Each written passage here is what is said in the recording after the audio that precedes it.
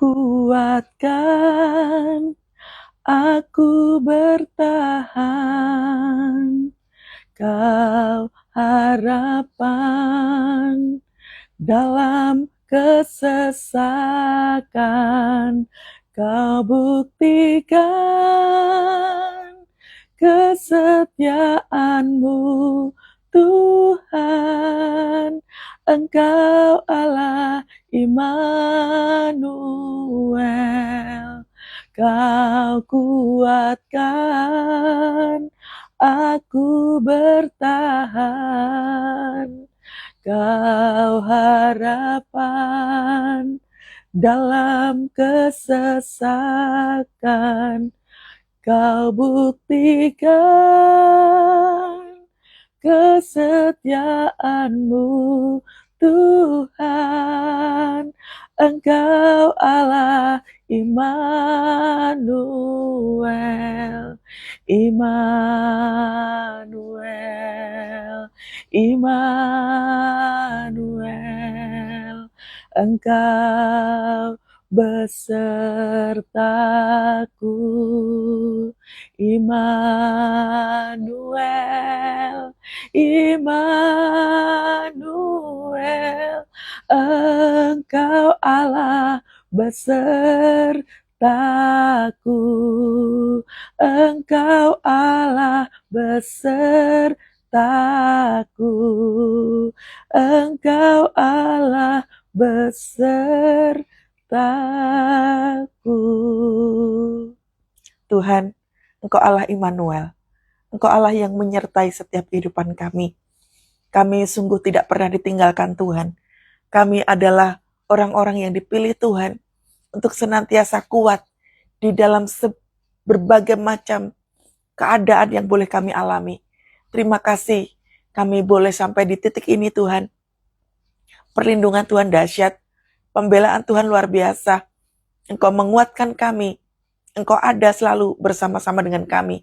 Terima kasih Tuhan Allah Roh Kudus. Urapi setiap kami pagi hari ini. Kami mau duduk diam dalam hadirat-Mu Tuhan. Mari berbicaralah banyak, menegur, menguatkan kami, menguduskan kami, menetapkan kami kembali, agar supaya kami sesuai dengan isi hati Tuhan. Setiap apa yang kami doakan selaras dengan hati-Mu. Terima kasih, kami murid-murid-Mu mendengarkan Engkau Tuhan. Terpujilah nama Tuhan Allah. Di dalam nama Tuhan Yesus, kami mengucap syukur. Haleluya. Amin. Tuhan sudah siap ya? Masih semangat berpuasanya? Kita masuk puasa hari yang kedua, ya. Harus senantiasa bersukacita di dalam Tuhan. Berpuasa itu penuh dengan pengharapan. Berpuasa itu penuh dengan sukacita. Berpuasa itu mengalami kasih Tuhan yang berlimpah-limpah. Berpuasa itu seperti tema kita hari ini, yaitu seruan untuk bertobat. Amin. Yuk, kita sama-sama dibentuk sama Tuhan. Agar supaya kehidupan kita itu tuh nggak salah terus. Nggak melakukan pelanggaran terus. Amin. Yoel 2 ayat yang ke-12. Sepanjang kita berpuasa, karena kita mau belajar tentang pasukan, kitab Yoel, kita akan belajar itu. Ya. Ayat yang ke-12, ayo baca sama-sama. Tetapi sekarang juga, demikianlah firman Tuhan, berbaliklah kepadaku dengan segenap hatimu, dengan berpuasa, dengan menangis, dan dengan mengadu. Koyakkanlah hatimu dan jangan pakaianmu, berbaliklah kepada Tuhan Allahmu, sebab Ia pengasih dan penyayang, panjang sabar dan berlimpah kasih setia, dan Ia menyesal karena hukumannya. Nah, perhatikan. Tetapi sekarang juga. Kapan saudara? Sekarang. Ya, sekarang. Bukan nanti-nanti. Bukan ya tunggu keadaan baik. Tuhan katakan sekarang. Disuruh apa toh? Sekarang itu disuruh apa? Perhatikan. Demikianlah firman Tuhan. Berbaliklah kepadaku dengan segenap hatimu. Berpuasa itu selalu berkaitan dengan pertobatan. Justru itu adalah poin utama. Poin utama berpuasa itu adalah pertobatan. Nah, banyak orang tuh salah. Berpuasa supaya dapat jodoh, dapat pekerjaan. Berpuasa supaya keadaan kita baik, perekonomiannya baik. Berpuasa supaya, lo enggak. Sekali lagi, berpuasa itu bukan barter. Berpuasa bukan supaya keadaan perekonomian kita berubah. Bukan. Yang pertama itu harus dipegang dulu. Berpuasa selalu untuk pertobatan. Tidak ada yang lain dari itu. Ya, pertobatan. Nah, berbaliklah kepadaku. Even now, declares the Lord, return to me with all your heart, with fasting and weeping and mourning. Nah, kata berbalik atau return, itu artinya pengertian yang pertama mengenai ini, menjadi serupa dengan gambar Kristus. Kita udah berubah karakter selama ini. Apalagi kalau udah diberkati Tuhan, udah jadi kaya, wah karakter kita sudah berubah. Kalau kita dari berhasil, apa-apa udah bisa, lalu kemudian mengalami kegagalan, karakter kita sudah berubah. Kalau kita punya sampah kehidupan banyak, karakter kita berubah. Waktu kita jatuh dalam dosa, karakter kita berubah. Nah, serupa dan segambar dengan Allah itu adalah ciptaan Tuhan pada waktu awalnya kita itu loh. Karakter kita, perilaku kita, kehidupan kita itu tuh serupa, segambar, seturut sama Tuhan. Tuhan tidak suka anaknya suka ngamuk-ngamuk, lempar barang, kata-katanya kasar, kebun binatang keluar semua. Hati mesti bijaksana, nggak banyak berbohong. Memiliki kelembutan hati untuk mengampuni. Itu perubahan karakter. Itu menjadi serupa dengan gambar Tuhan. Dan itu tujuan berpuasa. Jadi jangan tanya, makannya kapan, Bu? Saya tuh heran ya sama orang-orang kalau bertanya, Bu, berpuasa itu makannya kapan? Kok pikirannya soal makan? Berpuasa itu adalah pertobatan serupa dengan gambar Tuhan. Perkataan-perkataan kita menjadi perkataan Kristus. Kita berani untuk berkata baik. Kita berani mengampuni. Kita berani sekali untuk berdoa syafaat bagi banyak orang. Itu loh puasa. Itu loh serupa dengan gambar Tuhan. Makanya Tuhan bilangnya apa? Berbaliklah kepadaku dengan segenap hati. Ini yang dipakai, bukan ya? Ini adalah hati yang dipakai. Kalau agama seberang, berpuasa itu repot banget. Soal makanan lah, soal menu lah. Harus tutup tirai, warung-warung mesti tutup. Nggak guna, kalau Kristen itu nggak soal makanan. Makanya ada puasa Esther, 3 hari nggak makan, nggak minum sama sekali. Ada puasa Daniel, kita hanya makan sayur-sayuran saja. Ada puasa puasa putih, yang hanya makan nasi dan minum air putih saja, air mineral saja. Ada yang puasa biasa seperti yang saya lakukan. Jam 9 malam sudah selesai dalam soal makanan. Lalu kemudian buka puasa nanti jam 1 siang atau jam 12. Atau mungkin bisa sore hari, diatur sendiri. Sepanjang berpuasa itu kita hanya minum air mineral saja. Itu kalau soal makanan. Gak penting, gak usah dibahas soal makanan kalau berpuasa itu. Bahaslah tentang hatimu. Bahaslah tentang kualitas kehidupan kita. Karena Tuhan maunya itu berbalik loh ya. Berbalik dari ini ke ini gitu ya. Dari gelap menuju terang. Makanya pakainya pakai hati. Hati itu bicara tentang ketulusan. Hati itu bicara tentang kerendahan hati. Hati itu bicara tentang segenap jiwanya kita ini, seluruh aspek kehidupan kita itu tuh selalu ada yang ngatur tuh soal hati. Amin. Dengan segenap hatimu, dengan berpuasa, lihat, orang bertobat disertai dengan berpuasa, lalu dengan menangis dan dengan mengadu. Makanya serupa dengan gambar Kristus. Pengertian yang kedua mengenai kata berbalik atau return, itu begini. Berkeputusan untuk bertobat. Bertobat itu ada keputusan. Jadi bukan karena supaya engkau dapat jodoh. Ini zaman-zaman dulu ngajarinnya salah ya. Banyak orang tuh mengajarkannya puasa itu tuh supaya engkau sakti. Karena gini, orang-orang Jawa pada umumnya ya, berpuasa supaya sakti. Nah, berpuasa supaya apa? Mengalami keunggulan gitu. Enggak loh, bukan itu. Berkeputusan untuk bertobat. Makanya kalau berdoa bukan begini, Tuhan, ampunilah saya kalau saya berbuat salah. Loh kok kalau? Mengakui dengan segala kerendahan hati apa dosa kita, apa kesalahan kita. Kalau nyolong ya bilang nyolong, Tuhan ampuni saya nyolong, ampuni saya kasar Tuhan, ampuni saya mengutuk orang, ampuni saya Tuhan, saya korupsi, ampuni saya Tuhan, apa dosa kita apa? Akui di hadapan Tuhan. Saya kapan hari itu ada seorang wanita telepon sama saya, Bu Kety, saya mau mengaku di hadapan Bu Kety. Loh kok mengakunya sama saya? Mengakunya mesti sama Tuhan. Iya, tapi saya harus bercerita karena saya simpan dosa ini bertahun-tahun. Suami saya nggak tahu, Bu Kety. Apa yang kau lakukan? Saya selingkuh. Nah, mereka keluarga yang kaya raya, mereka keluarga yang berada. Ibu ini datang kepada saya. Oke, kalau selingkuh terus apa? Apa harapanmu? Iya, Bu Kety, saya itu mau bertobat. Oke, bagus. Kenapa kok bertobat? Saya tahu saya salah. Selingkuhnya sejak kapan? Selingkuhnya itu sejak sebelum menikah, bayangkan. Sebelum menikah, sampai sudah menikah anaknya gede-gede, tetap dilakukan. Lalu kita ngobrol kenapa waktu itu menikah dan apa segala macamnya itu.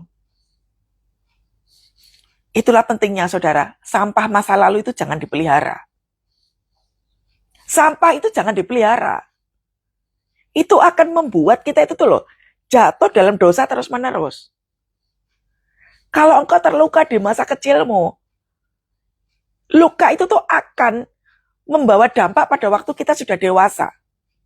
Orang simpan luka, pasti hatinya pahit.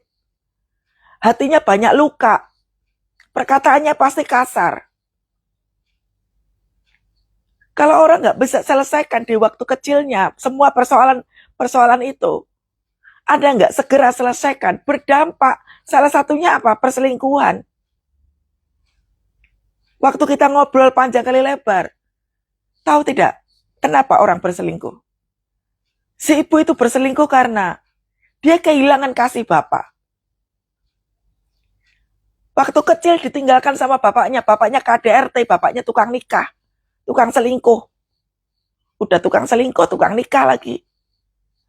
Dia kehilangan kasih bapak. Waktu gede dia free sex, nonton film porno. Mencari hal-hal yang sifatnya kasih itu dicari pakai versinya dia sendiri. Anak perempuan kalau jatuh dalam dosa free sex sama pacarnya sebelum dalam pernikahan, itu karena hubungan sama bapaknya rusak. 99% anak perempuan kalau melakukan itu pasti karena hubungan dengan bapaknya rusak. Itu namanya terikat spirit yatim. Berbalik sekarang, saya bilang, jangan buat kutuk baru di dalam kehidupanmu dan kehidupan seluruh keturunanmu. Dosa kita apa sekarang? Hanya Anda dan saya dan Tuhan yang tahu. Dosa itu sifatnya apa? Ngelipet kayak ular, ngikat terus. Yang membuat kita kena bisa terus-menerus. Sehingga kitanya sendiri nggak bisa keluar dari itu. Karena kalau seseorang terikat sama ular, susah kan keluarnya. Sama saudara. Tuhan katakan berbalik dengan segenap hati itu artinya mengakui dengan segala kerendahan hati, nggak usah nyalain orang. Bertobat itu nggak usah nyalain orang. Tuhan saya salah. Tuhan ampuni saya. Saya melakukan ini. Disebutin apa? Tolong saya Tuhan, saya mau bertobat, saya mau berhenti. Jadi ada sikap rendah hati di hadapan Tuhan untuk mengakui salahmu apa, tapi tidak usah ada embel-embelnya. Saya begini tuh, Tuhan karena suami saya seperti ini karena saya. Enggak. Makanya kalimatnya adalah dengan segenap hatimu, bukan hati orang, tapi hati diri kita sendiri. Bertobat saudara. Pertobatan itu membawa berkat loh. Pertobatan itu tuh tidak hanya mengubah kita karakternya seperti karakter Kristus, tapi berubah itu, bertobat itu mendatangkan berkat. Saya sembuh dari skizofrenia karena saya bertobat. Karena saya mengakui semua kesalahan saya ada di mana. Saya bahkan mengakui kesalahan, berdiri mewakili seluruh anggota keluarga saya, garis keturunan saya minta ampun di hadapan Tuhan, saya pulih, saya sembuh. Sakit mental bertahun-tahun, gak pulih-pulih, pergi ke psikiater berkali-kali, gak pulih-pulih. Bertobat, makanya di sini dikatakan apa di ayat yang ke-13, koyakkanlah hatimu dan jangan pakaianmu, bukan bajunya yang disobek-sobek, kayak orang stres. Hatinya yang dikoyakkan, yang artinya apa toh? Diluruskan kembali. Hatinya udah banyak salah, udah banyak pahit, udah banyak luka. Penderita-penderita sakit mental, ya, itu rata-rata banyak sampah dalam kehidupannya, banyak luka, banyak kepahitan. Saya termasuk yang ada di dalamnya situ. Bertahun-tahun gak pulih-pulih. Makanya minta bantuan Roh Kudus. Tuhan ampuni saya salah. Pakai segenap hatinya, hatimu, hati kita. Bukan menyalahkan keadaan. Pengertian yang ketiga mengenai kata berbalik adalah pulang. Seperti anak bungsu yang pulang ke rumah bapaknya. Tahu ya ceritanya ya? Anak bungsu yang rakus banget. Yang serakah, semua warisan pengennya dipakai semua. Dia berpesta-pesta, berfoya-foya. Wah, dugem, minum-minuman keras. Melakukan ini dan itu kebanggaan diri. Melakukan hal-hal yang duniawi. Berpuasa itu seperti anak bungsu yang pulang ke rumah bapaknya. Dalam kondisi lusuh, kotor, penuh dengan dosa. Menghambur-hamburkan kekayaan. Dihukum oleh Tuhan. Waktunya berbalik kepada Tuhan. Pulang di hadapan Tuhan. Itu berpuasa. Kalau mau menjadi pasukan Tuhan yang tangguh, pertobatan itu adalah poin pertama. Makanya kalau kemarin itu poin yang pertama itu mendengar panggilan Tuhan. Toh. Tuhan sudah memanggil kita, keadaan kita udah berantakan banget, udah chaos banget, jangan diterusin kalau sudah kayak gitu. Jangan terusin kalau semuanya berantakan itu, sudah waktunya mendengar. Tuhan kau mau bicara apa? Lewat saya punya keberadaan yang berantakan seperti ini. Tuhan engkau mau apa? Tanya sama Tuhan. Nah, ayat yang ke-12 itu adalah ayatnya kita pagi hari ini. Berbalik kepadaku, kata Tuhan. Berbaliknya kepada Tuhan. Bukan berbalik cari duit. Bukan berbalik ini utangnya mesti dilunasi cepat.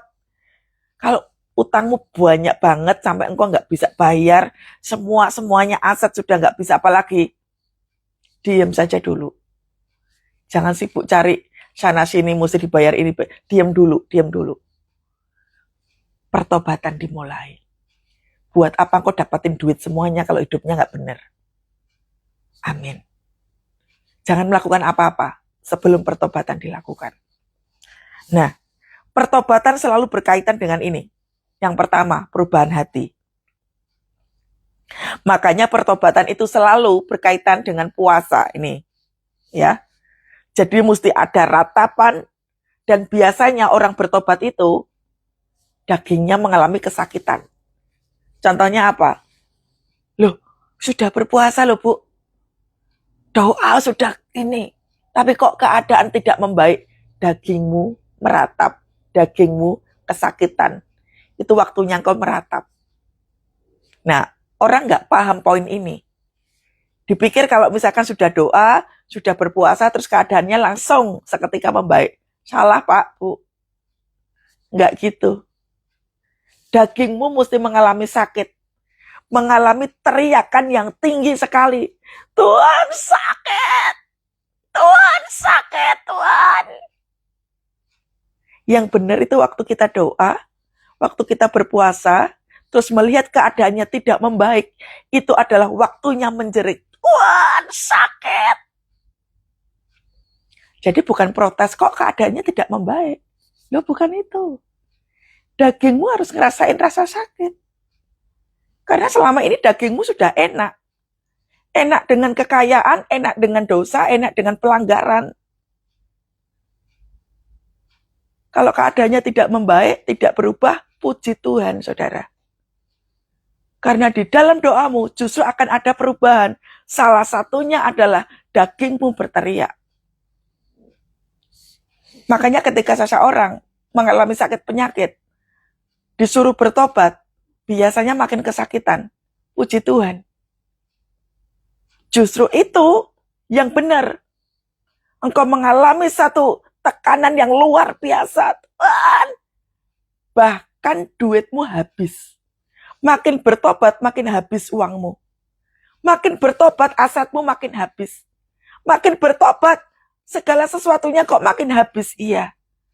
Karena yang kau dapatkan bukan dari Tuhan, tapi dari hawa nafsumu. Tuhan hendak mengubahkan semuanya itu. Sama seperti gelas yang kotor. Dimasukkan air yang bersih, kotorannya keluar, naik ke atas. Kotoran itu seperti harta kekayaan kita. Yang kita cari dengan cara yang tidak benar. Kotoran itu diangkat keluar. Digantikan yang bersih, yang baru. Mungkin nilainya sedikit, tapi itu dari Tuhan. Mungkin nilainya nggak seberapa, tapi itu dari Tuhan. Paham ya? Jadi jangan berteriak kok nggak berubah-berubah. Berubah kok Pak, Bu. Justru Tuhan lagi melatih kita, makanya berbaliklah dengan segenap hati. Sampai engkau mengalami kesakitan yang luar biasa. Kalau sampai asetmu habis, saya ngalami loh Pak, Bu. Untuk dipakai Tuhan sebagai full timer sekarang ini, saya mengalami yang namanya 0 rupiah. Saya sering saksikan kepada banyak orang. Masa proses itu membuat saya untuk tidak melihat soal rupiah. Dinolkan. Dari yang saya punya semuanya. Saya bisa ngapain aja. Saya bisa kemana aja. Kalau pertobatan dimulai itu, selalu nilainya seperti apa? Habis. Sekalipun dagingku dan hatiku habis lenyap. Gunung batu,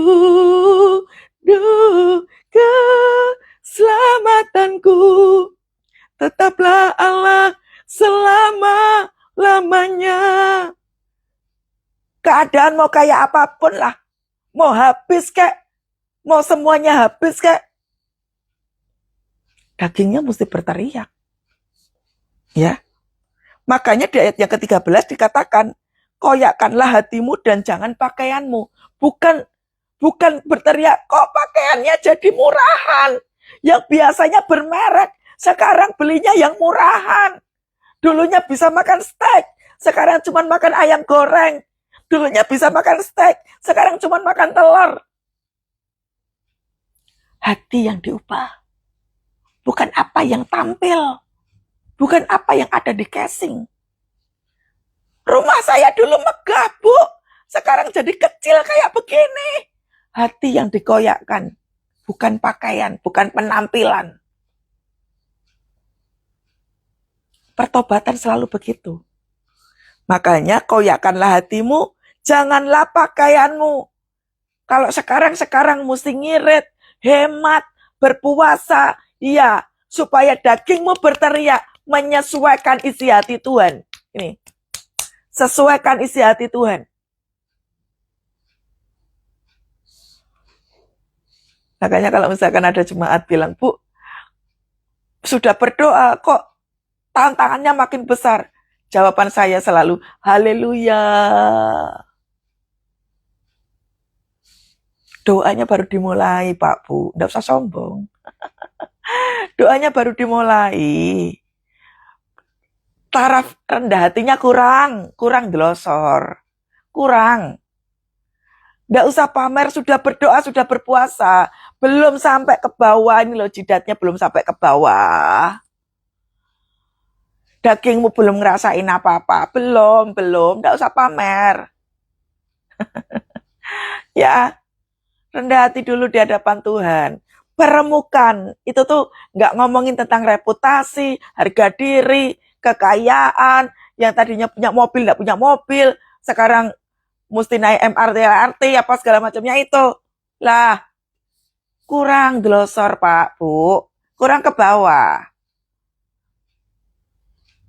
Pertobatan itu selalu berkaitan sama hati. Ya, makanya koyakkanlah hatimu dan jangan pakaianmu. Berbaliklah kepada Tuhan, Allahmu berbalik kepada Tuhan. Bukan berbalik kepada kebutuhan terus-menerus. Tuhan terlebih dahulu. Tuhan Yesus waktu berada di padang gurun, waktu diuji oleh Roh Kudus, waktu berpuasa selama 40 hari, Tuhan Yesus juga ngerasain lapar. Tuhan Yesus juga mengalami lemah secara tubuh. Iblis datang menawarin apa? Makanan. Yesus, engkau ini kan bisa buat banyak mujizat. Apa iya batu nggak bisa kau ubah jadi roti? Kira-kira bisa atau tidak batu itu diubah jadi roti? Bisa kan? Apa saja bisa dilakukan oleh Tuhan. Tetapi sekarang tujuannya apa? Kalau engkau lapar nih puasa. Nih saya kasih tahu. Kalau engkau sedang berpuasa, disuruh Tuhan berpuasa untuk pertobatan, engkau lapar. Engkau nggak usah tengking-tengking batu jadi roti. Kalau engkau mau makan aja, beli aja di warung. Beli aja nasi padang. Nggak kuat Bu, lemah. Lambung saya sakit Bu, saya harus makan. Tawaran iblis itu tuh lebih nyaring daripada hatimu. Itu pertanda hatimu nggak siap untuk puasa. Loh betul loh Pak, Bu. Banyak orang tuh selalu banyak alasan. Saya tuh kalau puasa sakit lambung. Banyak sekali alasan. Karena kau taruh di sini. Ini. Karena konsepmu sudah ada di sini. Kalau saya berpuasa, aduh lambung saya kuat enggak ya? Aduh, kalau saya puasa, ini nanti saya sakit perut enggak ya? Ini kamu taruh di sini soalnya. Karena ditaruh di sini. Makanya begitu puasa, baru dimulai 3 jam, perutnya langsung kerucuk-kerucuk. Kamu taruh di sini soalnya. Lupa dengan tujuan awal, pertobatan. Nah, bertobat dulu. Kalau misalkan saya itu harus minum obat, Bu, harus bagaimana? Tanya Tuhan makanya. Berpuasa itu kan jumlahnya banyak ya, jenis-jenisnya banyak. Tanya sama Tuhan harus seperti apa. Yang terpenting tuh hati, dibilangin, ini loh, koyakkanlah hatimu dan jangan pakaianmu. Hatimu benar dulu. Di hadapan Tuhan hati kita benar, puasamu pasti benar. Ya enggak? Berbaliklah kepada Tuhan Allahmu. Balik aja. Terus di sini saya suka deh. Sebab ia pengasih dan penyayang, panjang sabar dan berlimpah kasih setia, dan ia menyesal karena hukumannya. Ia itu pengasih dan penyayang. Jadi kalau engkau disakiti sama orang, waktu kita berbalik sama Tuhan, jangan coba-coba balas dendam sama orang. Kalau kita berbalik sama Tuhan, jangan coba-coba engkau menyakiti orang lain. Aku nggak dibela, aku harus membela diriku sendiri karena aku disakiti oleh orang lain. Banyak orang nggak mau mengampuni itu karena apa? Membela diri. Padahal Allah itu penuh kasih dan penyayang. Saya itu kalau dimusuhin sama orang, saudara, saya diam dulu. Kalau ada konflik yang saya tahu, saya akan datang, selesaikan. Tapi kalau saya nggak tahu konfliknya apa, terus tiba-tiba didiemin sama orang, saya diam aja. Tetap menyapa, dijutekin ya wis biarin aja. Tetap menyapa, diketusin ya biarin aja. Hati, yang dilihat Tuhan itu hati. Amin. Value tertinggi seseorang itu bukan hebat dalam pekerjaan loh. Bukan hebat dalam pelayanan. Wah, tumpang tangan langsung sembuh. Wah, jago dalam hal pelayanan, khotbahnya dahsyat banget. Value tinggi seseorang tuh bukan terletak di situ. Pengelolaan emosi dengan benar. Itu value tinggi seseorang. Kalau emosimu terkelola dengan sangat baik, diajak ngomong tuh enak. Diajak diskusi tuh enak. Nggak menggerutu terus. Ngomel sana, ngomel sini. Pertanda sampahmu banyak. Ya, gimana caranya, Bu? Saya itu terluka, saya disakiti sama suami saya. Gimana saya nggak terluka? Sebenarnya begini, kita tuh kenapa toh kok gampang sekali terluka? Karena sampah kehidupannya itu tuh numpuk terus. Nggak kau buangin satu persatu. Makanya biasakan mengampuni kesalahan orang. Biasakan kalau ada konflik itu bereskan. Karena dibiarin aja, ya kayak begitu jadinya. Kesenggol dikit langsung bacok. Ini balas sana, dendam sini. Kelihatan kok. Dari perilakunya, dari cara membuat keputusannya, dari kelakuannya, udah bisa kelihatan. Tipe-tipe orang penuh sampah atau enggak, itu bisa kelihatan. Amin. Ya, Tuhan itu pengasih dan penyayang, enggak usah takut. Kalau orang mau memperlakukan kita seperti apapun, enggak usah takut. Dia itu sepanjang sabar dan berlimpah kasih setianya. Semakin kita melekat sama Tuhan, kita akan menjadi orang yang sabar. Menjadi orang yang dipulihkan hatinya. Yang tadinya biasa ngomong kasar, tiba-tiba jadi diem dulu. Yang biasanya teriak panjang gitu ya, tiba-tiba hatinya tuh jadi luluh. Gitu loh, saudara. Amin. Jujur saya itu banyak sekali berubah. Saya tipe orang yang gak mau kalahan. Karena waktu kecil saya suka kalah.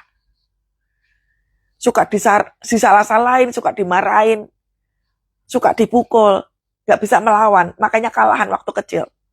Begitu gede, tumbuhnya apa? Gak mau kalah. Debat harus menang. Hal berkompetisi harus menang. Apa aja harus menang. Nah, jeleknya begitu. Gak mau ditegur, sifatnya memberontak, harus lebih tinggi bahasanya. Nah itu, sampahnya banyak. Makanya puji Tuhan, pulih. Kalau diapain sama orang ya udah diem aja. Saya tuh suka diem, saudara. Kalau diperlakukan orang seperti apa, diem aja. Saya jadi gembala kul, diperlakukan siapa saja, saya diem aja. Di pelayanan apa saja, saya diperlakukan orang kayak apapun, saya diem aja. Karena saya tahu kok dunia pelayanan itu seperti apa, saya tahu. Makanya kalau nggak bisa jaga hati, nggak usah masuk dalam pelayanan. Karena itu bisa transfer spirit. Tapi sekalipun begitu, singa betina ini, kalau sudah mengaum, semua ketakutan, kekhawatiran, kecemasan harus tunduk. Makanya bisa menundukkan itu. Bisa menundukkan kecemasan, bisa menundukkan ketakutan, bisa menundukkan atmosfer yang gak enak itu. Makanya banyak rendah hati di hadapan Tuhan. Kalau lagi diproses, diam saja. Diam saja. Justru pengurapan Tuhan itu turun pada saat apa? Bisa mengendalikan emosi dengan benar. Pengurapan Tuhan itu turun memenuhi kita ketika kita bisa mengendalikan perkataan kita, mengendalikan pikiran kita yang ruwet itu, mengendalikan suara-suara yang masuk dalam telinga. Itulah saya nggak terlalu banyak ngomong, saudara. Saya suka-suka orang mau seperti apa. Mau dibentuk ayo, mau enggak dibentuk ya sudah. Tapi nanti akan lihat hasilnya. Hasil seseorang itu dilihat dari nilai rapot kehidupan. Ya, makanya saya tuh lihat jemaat kalau udah DM saya, udah diajarin, dimentorin seperti ini, tapi tetap nggak mau berubah, ya wes, ya sudah. Amin. Kita dimentorin sama Tuhan di masa puasa 7 hari ini. Lakukan puasa dengan sungguh-sungguh. Kalau kita kemarin temanya adalah sudah mendengar panggilan Tuhan, Waktunya kita berpuasa untuk apa? Bertobat. Udahlah tobat aja. Engkau yang mengalami kehancuran dalam keluarga, sudah bertobat aja. Jangan hitung-hitungan, saya itu disakiti bu, itu hitung-hitungan. Sudah, diam saja. Izinkan Tuhan menuntun kita. Bagian kita mengelola emosi kita dengan benar, dan biarkan Tuhan menuntun kita. Ya, Allah menghendaki pertobatan sejati, bukan sekedar ritual lahiriah. Yang artinya apa? Berpuasa itu jangan pokoknya yang penting aku sudah doa, yang penting aku sudah puasa, yang penting aku sudah melakukan ini dan itu persis seperti yang Bu Keti lakukan. Itu ritual Pak Bu namanya. Yang terpenting itu adalah perubahan. Karena perubahan itu disebut dengan nilai rapot kehidupan. Harus ada hasilnya. Hasilnya apa? Kalau udah ke gereja hasilnya apa? Kalau udah puasa hasilnya apa? Kalau udah saat teduh, nah nilai rapotnya apa? Ya, berbalik arah. Kembali kepada kasih mula-mulanya Tuhan. Harus bisa ngerasain lagi hadirat Tuhan. Saya tadi malam melayani anak-anak muda, wah suka sekali saya melihat. Ya, 3 anak-anak muda yang memiliki rasa haus dan lapar akan Tuhan. Waktu kita nyembah, kita merasakan hadirat Tuhan yang luar biasa sekali. Kita nyembah Tuhan. Dalam momen yang sangat sederhana, nyembah Tuhan, mengagungkan Tuhan, memuliakan Tuhan. Kasih mula-mula dirasakan kembali. Cara ngerasain hadirat Tuhan dirasakan kembali. Udah lama kita nggak ngerasain hadirat Tuhan. Memperbaiki hubungan dengan Kristus yang telah rusak. Nah ini waktunya. Memperbaiki hubungan dengan Kristus yang sudah rusak. Itu artinya apa? Terlalu banyak sibuk. Waktunya berbenah diri. Ayo, jamnya mulai dibenarin. Sudah, saudara? Besok kita akan lanjutkan kembali kitab Yoelnya. Yang terpenting hari ini, kalau temanya seruan tentang pertobatan, berarti dijaga mulutnya, dijaga pikirannya, dijaga hatinya. Ayo pagi hari ini setidaknya berhasil untuk nggak ngata-ngatain orang, berhasil untuk nggak ngamuk, berhasil untuk menjaga hati dengan sungguh. Mari, waktunya banyak menyembah Tuhan, memuji Tuhan di masa-masa kita berpuasa. Ya, amin. Yuk kita berdoa sama-sama. Di saat badai bergelora, ku akan terbang bersamamu. Bapa kau Raja atas semesta, ku tenang sebab Kau Allahku. Di saat badai bergelora, ku akan terbang bersamamu. Bapa kau Raja atas semesta, ku tenang sebab Kau Allahku. Ku tenang sebab Kau Allahku. Tuhan, pagi hari ini kami bersyukur kepadamu. Engkau mengingatkan kepada kami semua untuk kami hidup dalam pertobatan. Pimpin kami sepanjang hari ini untuk hidup kudus, layak di hadapan-Mu ya Tuhan. Perkataan kami, pikiran kami, cara kami melakukan sesuatu, izinkan kami serupa dengan hati-Mu sekali lagi. Ubah hati kami seputih salju, ubah hidup kami seputih salju Tuhan. Ubah. Sampai Kau dapati kami setia di hadapan-Mu. Terima kasih Tuhan menegur kami pagi hari ini. Biarlah kekuatan baru ada bagi kami ya Tuhan. Sampai daging kami berteriak sebagai tanda pertobatan kami. Kami membiarkan Roh Kudus melakukan apa saja dalam setiap kehidupan kami. Sampai Kau dapati nilai standar sesuai dengan hati-Mu. Terima kasih Tuhan, kami adalah pasukan-pasukan doanya Tuhan. Yang dipersiapkan hari-hari ini selama 7 hari kami berpuasa ini Tuhan. Sampai Kau dapati kami menjadi pasukan yang menang. pasukan yang kuat, pasukan yang tangguh di dalam Engkau. Terima kasih Tuhan, terima kasih. Engkau dahsyat bagi kehidupan kami. Berikan kami kekuatan, kesehatan terus-menerus ya Tuhan. Kami berdoa seluruh organ tubuh kami sehat senantiasa. Kami berdoa kami justru semakin sehat. Yang sakit justru dalam puasa ini mengalami kesembuhan yang dahsyat. Yang mengalami beban berat selama berpuasa ini mengalami satu kekuatan yang luar biasa dari Engkau. Kami yang mengalami pergumulan kehidupan di masa puasa ini Tuhan, kami banyak merendahkan hati di hadapan-Mu. Kami menjadi pasukan yang Kau pilih, yang sungguh-sungguh mengalami satu kedahsyatan dari tangan Tuhan. Diproses habis-habisan, meremukkan habis-habisan, pemurnian yang luar biasa daripada Engkau. Terima kasih Tuhan, terima kasih. Mari angkat tanganmu sama-sama, terimalah berkat daripada Allah Bapa dan Putra dan Roh Kudus, menyertai kita semua mulai pagi hari dan sampai selama-lamanya. Keluar masuk kita diberkati Tuhan, usaha bisnis kita diberkati Tuhan, pekerjaan kita diberkati Tuhan, keluarga kita dan anak-anak kita, binatang peliharaan kita diberkati Tuhan. Pengurapan yang baru turun atas kita semua mulai pagi hari ini dan sampai selama-lamanya. Hanya di dalam nama Tuhan Yesus kami bersyukur. Haleluya. Amin. Yes. Haleluya. Haleluya. Sudah. Sampai ketemu besok pagi. Ya. Semangat, semangat berpuasa hari yang kedua. Ya. Dan Yesus berkati, shalom semuanya.